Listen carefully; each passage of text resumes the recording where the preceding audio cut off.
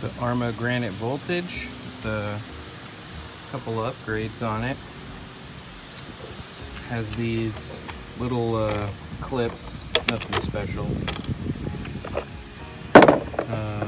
Here's some of the interesting stuff. So that is a Nitro Hobbies aluminum heat sink. It was a double unit where there was a little bracket here. You can kind of see the edge where I cut it off. And there's a bracket that extended this way for a larger can. Well, I just split that, used it as a spacer to get the heat sink off of the motor a little bit. The magnetism in the motor was affecting the rotation of the fan. And then I used the other fan for the ESC. Just really simple, 2 fans into 1 clip, and then just powered by a 9-volt that I used some fiber tape to attach to the body. Works pretty good. Lowered the temps by 20-25-ish degrees.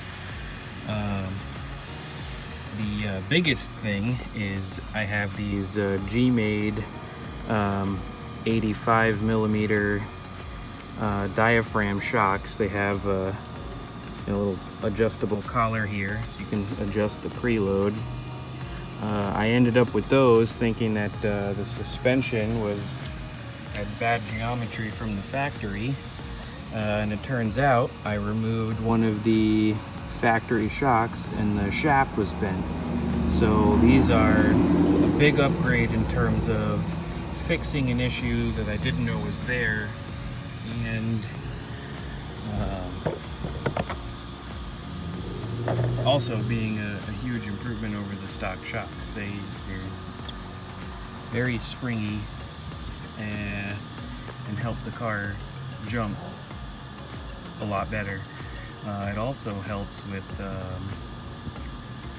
smaller jumps with a lot of face to them. The only issue I have with them right now is that the front tends to pop. It does kind of like an endo, but I think I can tune that out. The other upgrade is the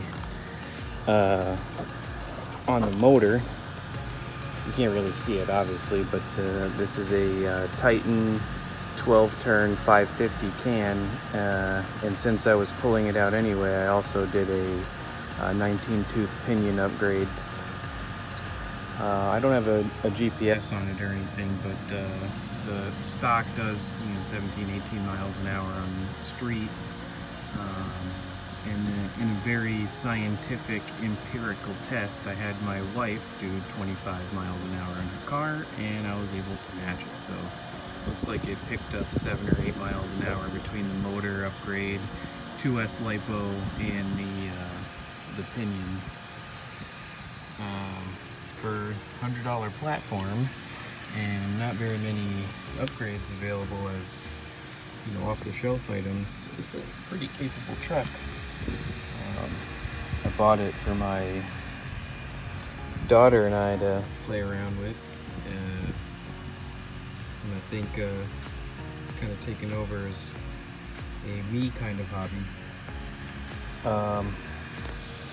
I think that's about it. I do have an upgraded servo for it. I have a Hexfly 25 kilogram, but I had some issues with it getting to run on this speed controller. And I think if I'm talking about upgrading to all the electronics, that I might just pick up a different truck. I got my eye on a Red Cat Kaiju or a Big Rock or something like that. Anyway, just wanted to give a quick update. I had a couple of people inbox me from some Reddit posts that I made, because they have this truck and they weren't able to find off-the-shelf upgrades for it either. So I hope this helps maybe point them in the right direction. If you have any questions, just put it down below. Thanks.